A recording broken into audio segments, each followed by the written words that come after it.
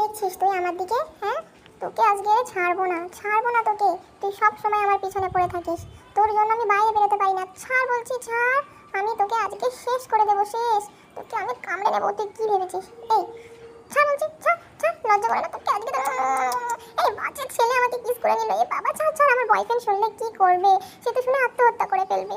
ছাড় বলছি, ছাড়। অসভ্য। তোর ঘরে মা বোন নেই? নেই তোর ঘরে মা বোন?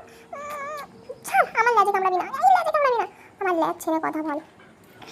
দুষ্টু বজ্জাত ছেলে, আমার লেজে কামড়ানো?